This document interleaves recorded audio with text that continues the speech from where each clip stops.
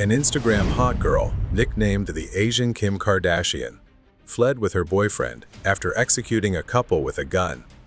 After being internationally wanted and extradited by Interpol, the wealthy heiress requested to fly on a private jet. No one could understand why she killed the victims, given her family's immense wealth and lack of financial need. After being bailed out by her family for a huge sum of money, she escaped again to go partying, unable to stand the 24/7 confinement at home. Before we dive into this real-life case, don't forget to subscribe to the channel to get notified whenever a new video drops. On the evening of February 28, 2021, a couple was driving along a deserted road in an industrial area of Hamilton, Ontario, Canada. The woman suddenly froze, thinking she saw an animal carcass lying on the road. After driving a bit further, she and her boyfriend decided to turn around to check whether it was a person or an animal. When they arrived, the couple was horrified to realize it was a severely injured pregnant woman with multiple gunshot wounds. The woman, looking extremely weak, managed to say just one sentence, "Please help me," before passing out. The couple called the police and rushed her to the hospital, afraid that any delay might be life-threatening. Meanwhile, the police arrived at the scene and began their investigation. Following a trail of blood, they reached a warehouse, where they found a man who had died from multiple gunshot wounds. Initial identification confirmed the victim as Tyler Pratt, 38 years old, who had been shot 6 times. This chilling crime scene marked the beginning of an investigation full of mysteries, as investigators believed this was no random shooting. At the hospital, a miracle occurred. The pregnant woman, who had been shot 3 times, miraculously survived, but the baby did not. She was Jordan Romano, 26, Tyler's fiancé. After surgery, Jordan was moved to intensive care. Waiting outside her room was Johnny Yeomans, Tyler's mother. Johnny admitted that, as a mother, losing a son and a grandchild was devastating. She described Tyler as an extraordinary father, a driven and talented businessman, and someone who never stopped striving in life. When they learned from doctors that Jordan would regain consciousness, the family hoped she could help shed light on the mystery behind Tyler's death. They couldn't understand why anyone would target Tyler for such a brutal killing. Tyler was the father of 3 children under 18. He had built a successful business empire with his diamond company, Hard as Diamonds. He later launched a line of weight loss and wellness supplements. Recently, Johnny only knew that Tyler had been working on developing some kind of app, and then, unexpectedly, he was murdered. The family insisted that Tyler had no enemies, and all his business dealings had been entirely normal. While waiting for Jordan to wake up, the police received a new lead related to the murder. On March 1st, a woman called the police to report finding some strange items. She said that while opening her convenience store early in the morning, she saw a dark-colored Mercedes SUV already parked out front. It seemed like the customers needed something urgently, so she rushed to open the store at 7 a.m. A while later, a couple from the SUV entered the shop to buy snacks and asked to use the restroom, where they stayed for quite some time. She described the man as tall with brown hair, and the woman as Asian. After the couple left, she went in to clean and take out the trash. That's when she found a black bag in the bin. Curious, she opened it. Inside were 40 bullets, a tracksuit with small blood stains, and a phone charger also stained with blood. The most important item was a key fob for an Audi Q5, a luxury vehicle. But who would just throw away car keys like that? The bag also contained a blonde wig. Feeling something was seriously off, she called the police. Detectives arrived at the convenience store to collect the items. After a week in the intensive care unit, Jordan regained consciousness. The first thing she did was reach for her belly. When she learned that her baby was gone, she panicked and burst into tears. The loss of her unborn child left Jordan in complete shock. 3 bullets had nearly taken everything from her. Physical and emotional pain consumed her. Once she calmed down, Jordan recounted the horrific events of that night. Her story left both the police and Tyler's mother, Johnny, in utter disbelief. According to Jordan, that night she and Tyler drove to a warehouse in Hamilton, where they had arranged to meet Oliver Knox and his girlfriend, Lucy Lee. They were supposed to discuss a future business deal. When Jordan and Tyler arrived at the warehouse, no one came to greet them. It was a cold night, so they returned to their car and turned on the heater. The couple sat in their Range Rover, waiting, hoping the meeting would be brief and go smoothly. A while later, Lucy appeared. She got into the car, sat in the driver's seat, and didn't even look at Jordan. She was glued to her phone, texting nervously. Trying to ease the tension, Jordan attempted to strike up a conversation. Lucy was initially cold and indifferent, but then unexpectedly complimented Jordan's outfit. Jordan found this odd, especially since Lucy herself was dressed very casually, even though she had planned for the group to go to a fancy restaurant afterward. Soon after, Lucy got out of the car. When she closed the door, the engine automatically shut off. Jordan slid over to the driver's seat to restart the heater. Looking out the window, she saw Oliver staring at them. His eyes were intense, and in his hand was a gun pointed directly at Tyler. Before Jordan could grasp what was happening, gunshots rang out. She heard Tyler shout at Oliver, but she was hit by a bullet almost immediately afterward. Despite the pain, Jordan tried to drive away. She pressed the gas pedal, attempting to escape. But 2 more gunshots followed.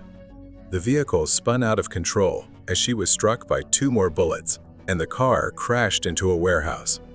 Because of her head injury, Jordan could only vaguely remember Oliver pulling her out of the car and throwing her onto the pavement.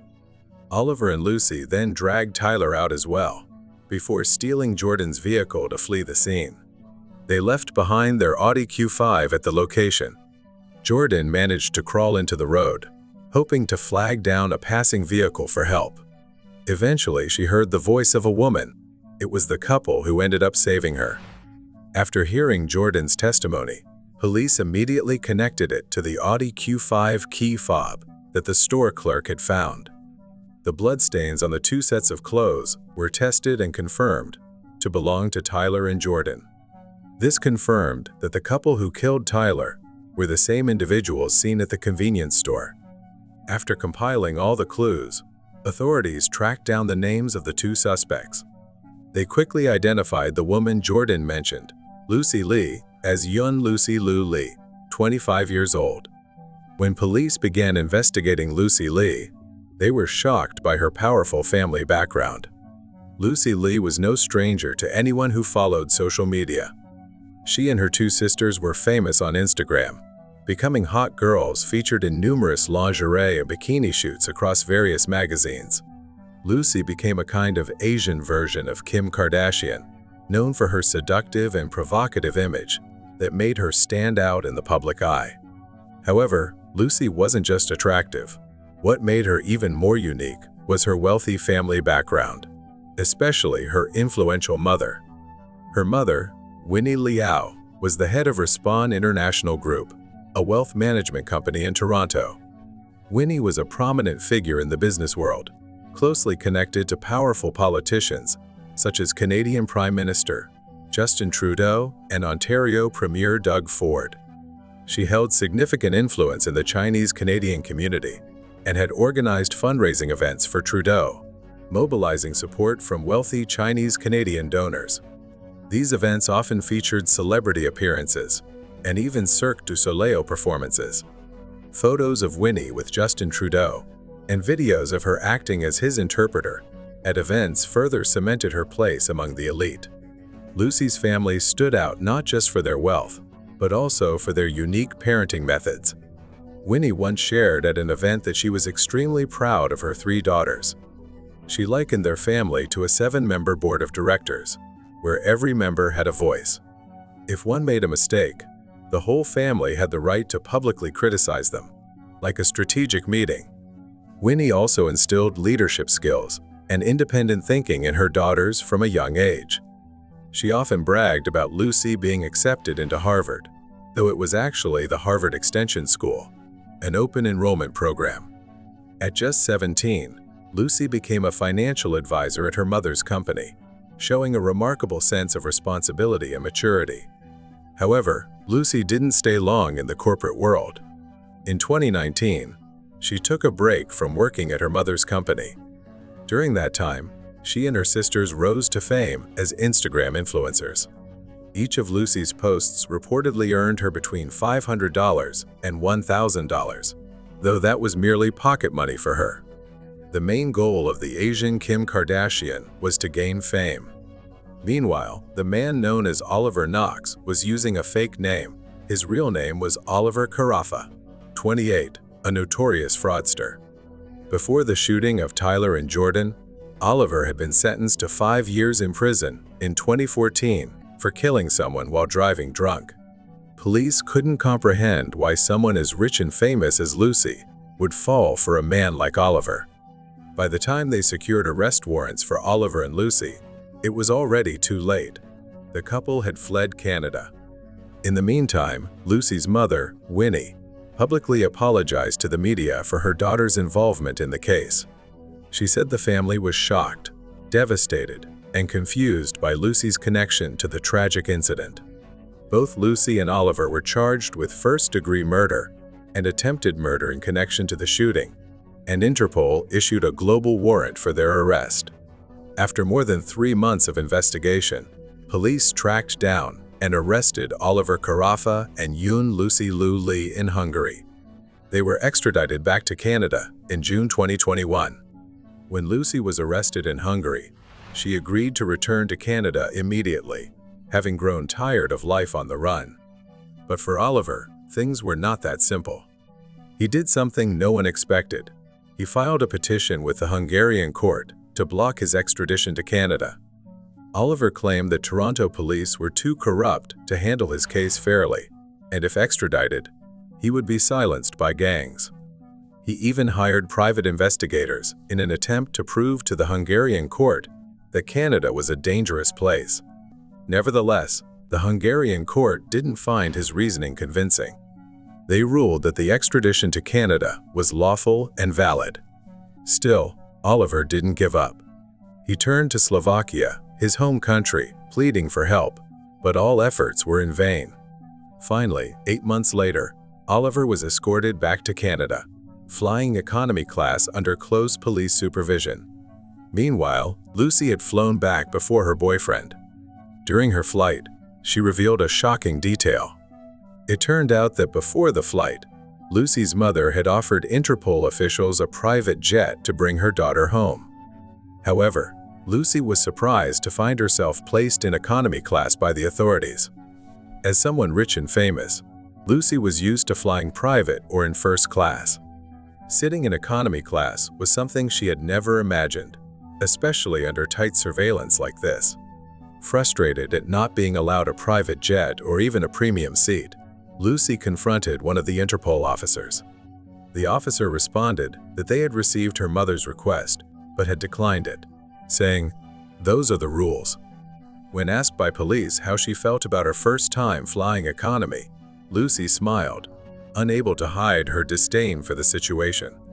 She admitted that the food wasn't bad, but the experience was uncomfortable because she wasn't used to being in such a cramped space. The officer responded bluntly that discomfort was part of flying economy. It seemed Lucy genuinely felt guilty that Canadian officials had to babysit her throughout the long international flight in economy class. After returning to Canada, Lucy recounted the entire story to the police. She claimed that on the night of the murder, she had no plans to go to the warehouse with her boyfriend. She had originally intended to have dinner at her mother's house, but ultimately agreed to go with Oliver to the warehouse because she feared he might be secretly meeting another woman.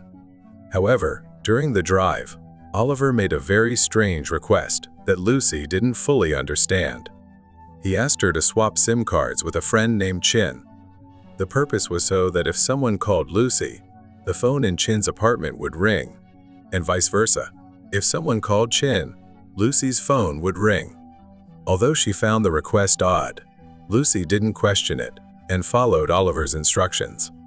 Lucy said she was completely shocked when Oliver suddenly pulled out a gun and shot Tyler and his fiancé. In a panic, she claimed she had no choice but to run away with Oliver because she was terrified of being arrested and going to prison. After they left the warehouse, Lucy couldn't sleep that night. At around 2 a.m., she checked her phone and saw a news article about the shooting. She was horrified to learn that someone had been injured and immediately woke Oliver, shoved the article in his face, and began interrogating him.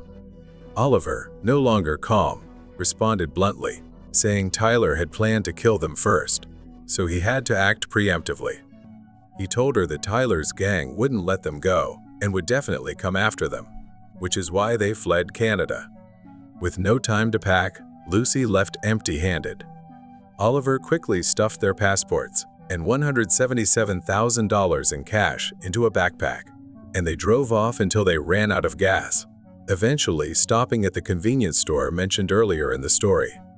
There, they disposed of everything related to the murder, including clothes, a wig, bullets, and car keys. They abandoned the Mercedes in a nearby parking lot and took a taxi back to Toronto. The plan had been to take a train to Montreal, but since they missed it, the taxi driver suggested going straight to the airport. During the escape, Lucy kept calling her mother and sisters, urging them to leave the house immediately, abandon everything, and just get out. She believed Tyler's gang would hunt them down and was afraid for her family's safety. However, police later stated that this fear was entirely imagined, or possibly a lie planted by Oliver, as Tyler had no known gang affiliations and was already dead. At the same time, investigators also discovered that Lucy's family had secretly transferred hundreds of thousands of dollars to her while she was on the run abroad. Recounting her time on the run abroad, the wealthy heiress described it as the most miserable period of her life. According to Lucy, she and Oliver first flew from Canada to Europe, landing in Germany, then transferring to the Czech Republic. There, they met a man named Martin, a business associate of Oliver's in Europe. Lucy said she had never met Martin before and felt extreme fear. They stayed in the Czech Republic for a few days before moving on to Slovakia, where Oliver's father picked them up at the airport. That night, Lucy was awakened by frantic calls from her sister, who told her she was now internationally wanted and begged her to return and turn herself in. It was then that Lucy realized she had been formally charged and rushed to question Oliver about what had happened. He maintained that what happened that night was purely self-defense. Being Asian in Slovakia, Lucy attracted attention easily, so she was forced to hide in Oliver's father's truck. They took refuge in an apartment owned by Oliver's father's friend. In a moment of panic, Lucy secretly called her mother.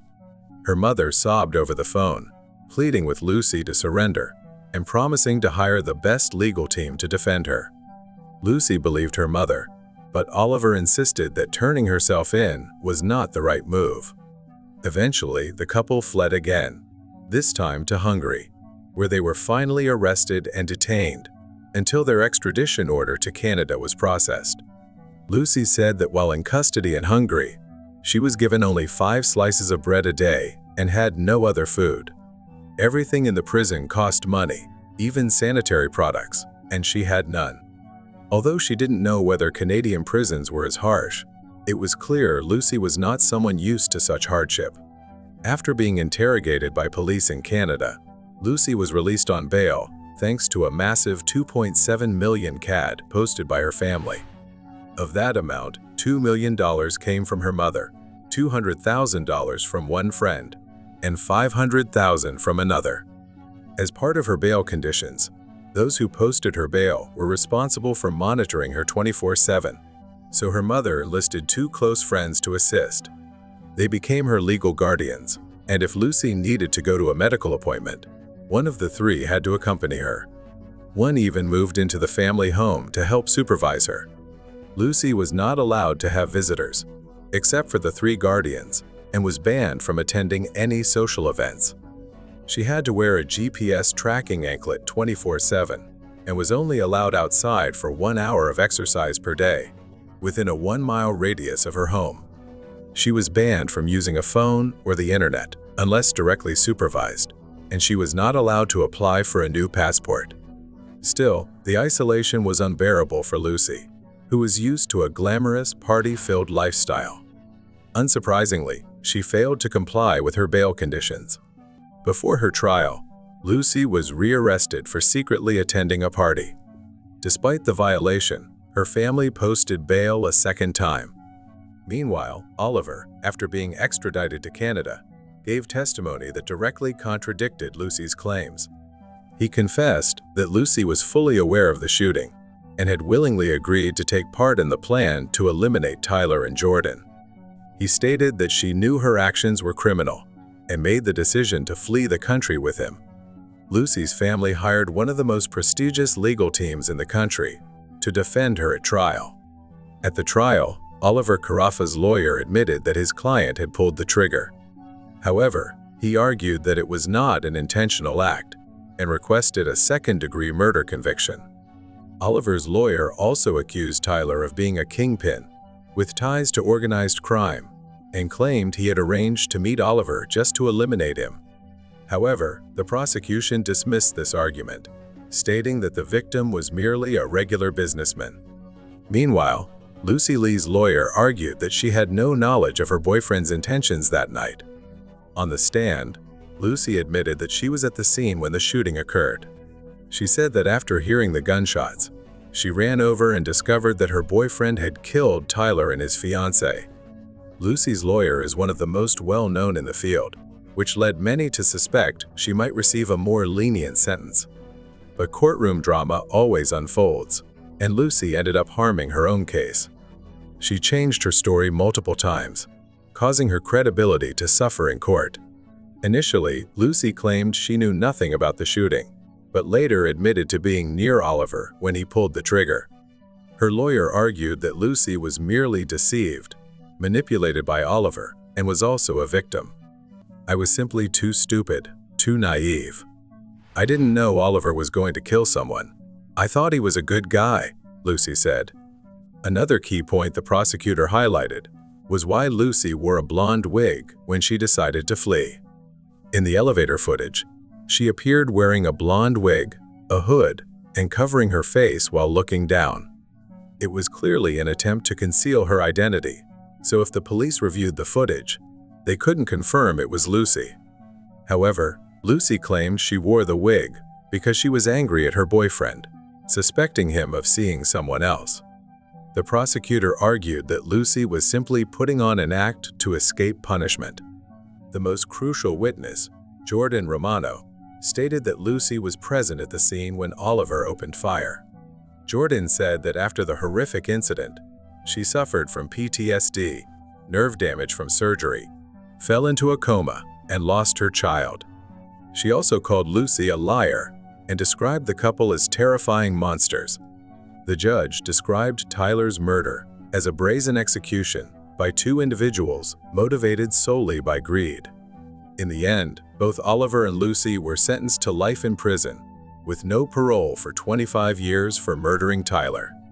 Additionally, the couple received a 15-year sentence for the attempted murder of Jordan, to be served concurrently.